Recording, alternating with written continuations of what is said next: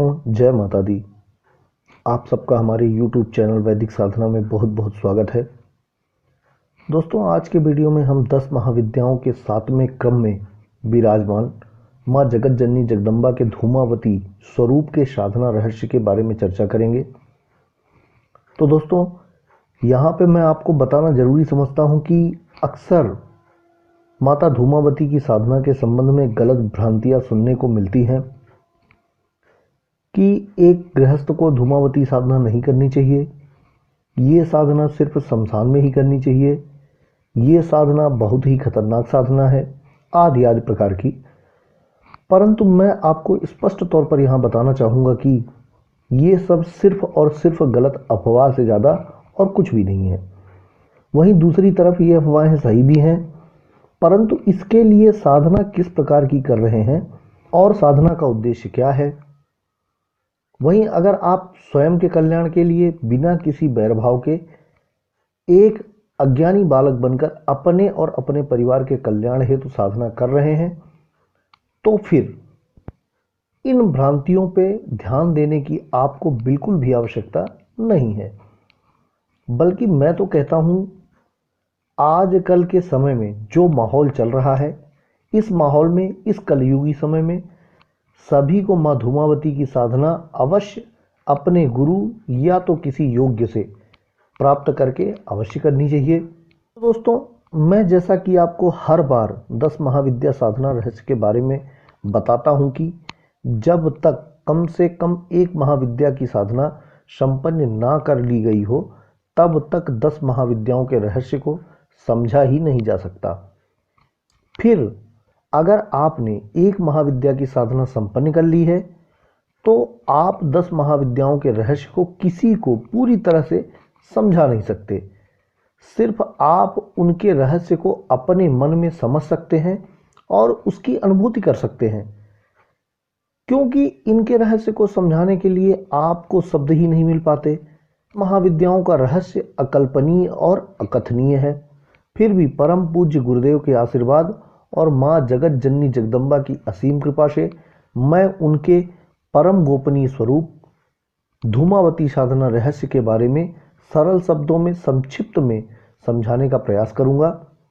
तो दोस्तों, पूरी जानकारी प्राप्त करने के लिए आप वीडियो को पूरा अंत तक देखिए, और अगर आपको हमारा वीडियो पसंद आए तो आप लाइक शेयर जरूर करिएगा, और अगर आप हमारे चैनल पर नए हैं तो हमारे चैनल को सब्सक्राइब कर लें, बेल आइकन को प्रेस कर दें, ताकि हमारे आने वाले वीडियो के नोटिफिकेशन आपको मिल सकें।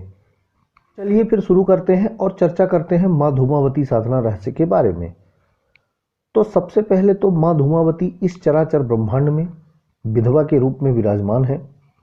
उनके अन्य नाम चंचला, गलितांबरा, विरल दंता, मुक्तकेशी, शूर्पहस्ता, काक ध्वजनी, रक्षा नेत्रा, कलह प्रिया, अलक्ष्मी एवं ज्येष्ठा आदि आदि हैं। विधवा रूप में होने के कारण कोई इनके भैरव नहीं है। भगवान विष्णु के 24 अवतारों में से मत्स्य अवतार इनसे संबंधित है। माता धूमावती स्वयं नियंत्रिका है। ऋग्वेद के रात्रि सूक्त में इन्हें सुतरा कहा गया है, जिसका मतलब है सुखपूर्वक तारने योग्य।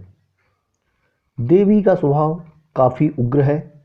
विरक्त होने की शक्ति भी माँ ही प्रदान करती हैं।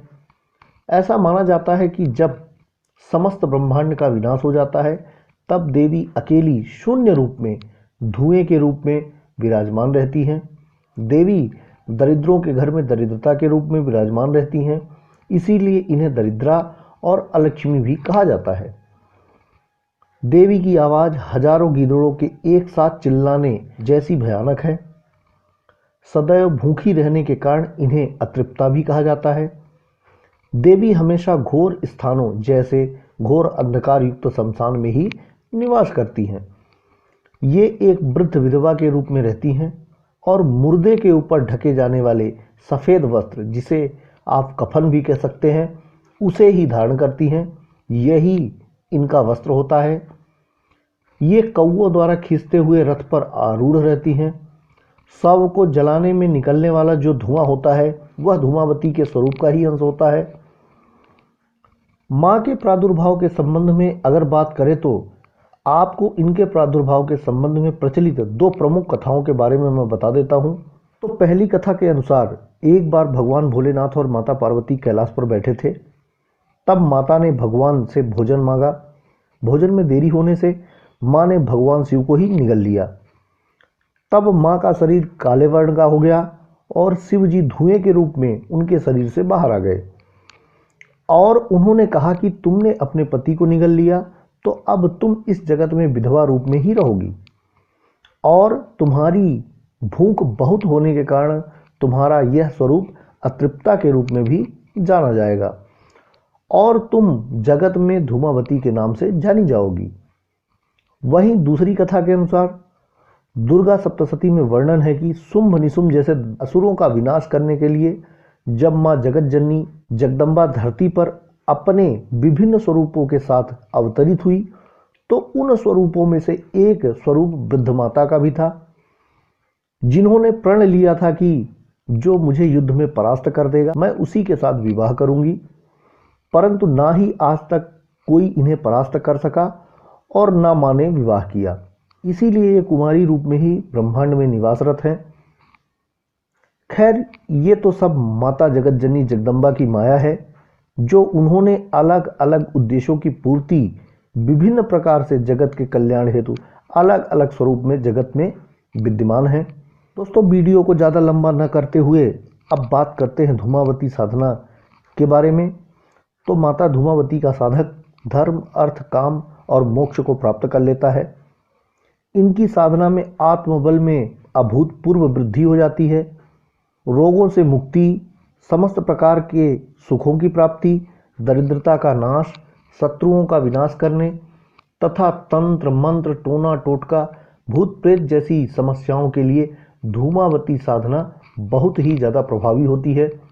यहाँ मैं आपको एक बात बताना जरूरी समझता हूँ कि अगर आपने एक बार धूमावती की साधना कर ली फिर आपको किसी भी और साधना की आवश्यकता नहीं रह जाती, और अगर कोई दूसरी साधना आप करते भी हैं तो वो सभी साधना माँ धूमावती आपके साथ रहकर पूर्ण करने में हर प्रकार से आपकी सहायता करती हैं।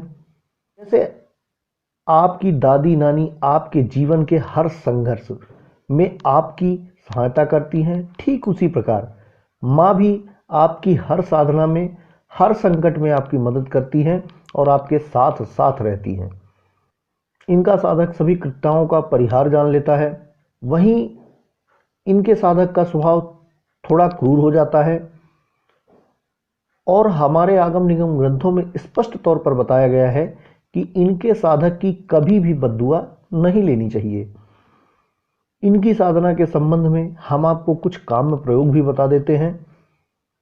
दोस्तों, नीम की पत्तियों में घी मिलाकर हवन करने से लंबे समय से चला आ रहा ऋण नष्ट हो जाता है। वहीं राई में नमक मिलाकर होम करने से बड़े से बड़ा शत्रु नष्ट हो जाता है। जटामासी और काली मिर्च से होम करने पर सभी प्रकार के दोषों और ग्रहों से संबंधित दोष नष्ट हो जाते हैं।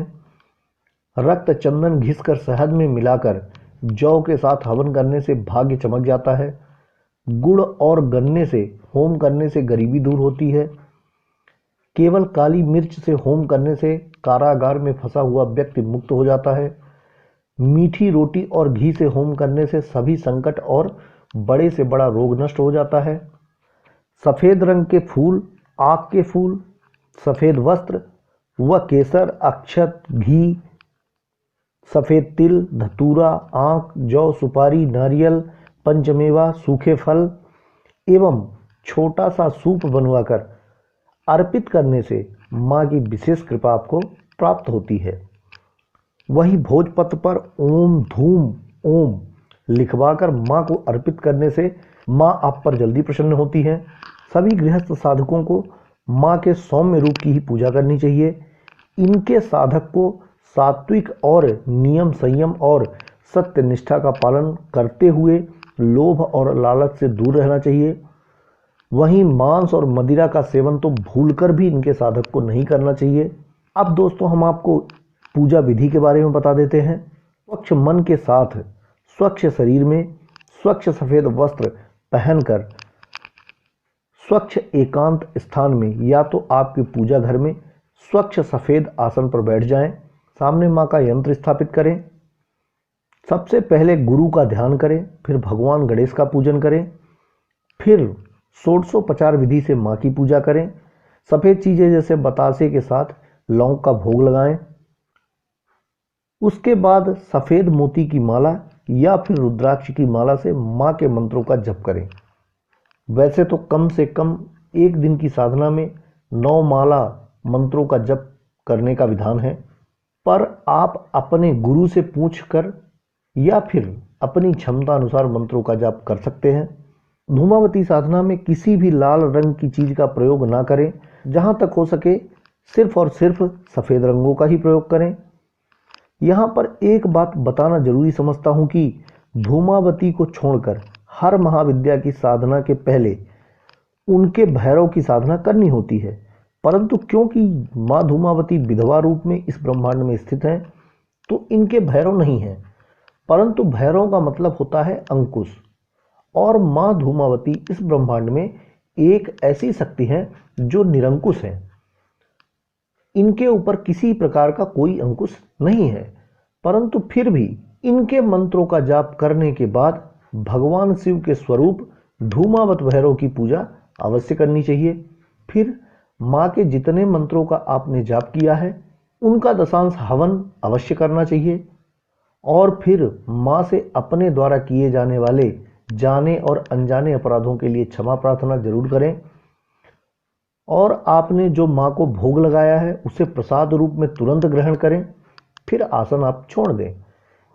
इस प्रकार आप किसी योग्य गुरु की देखरेख में गुरु से दीक्षा प्राप्त करके बिना किसी बैर भाव के अपने और जगत के कल्याण हेतु साधना करें। माँ धूमावती आपके शुभ मनोरथों को अवश्य पूर्ण करेंगी और शायद आपकी आशा से ज़्यादा। तो दोस्तों, आज के वीडियो में हमने आपको माँ जगत जननी जगदम्बा के 10 महाविद्या स्वरूप के 7वें क्रम में विराजमान ब्रह्मांड की निरंकुश शक्ति, अपने आप में परिपूर्ण साधना धूमावती साधना रहस्य के बारे में बताया। उम्मीद और आशा करते हैं कि हमारे द्वारा दी हुई जानकारी आपको पसंद आएगी। दोस्तों, अगर आपको हमारा वीडियो पसंद आए तो लाइक शेयर जरूर करिएगा। आज का हमारा वीडियो बस यहीं तक था। अब मैं आपसे विदा लूँगा, फिर मिलूँगा अगले वीडियो पर एक नई जानकारी के साथ। तब तक के लिए जय माता दी, जय भारत।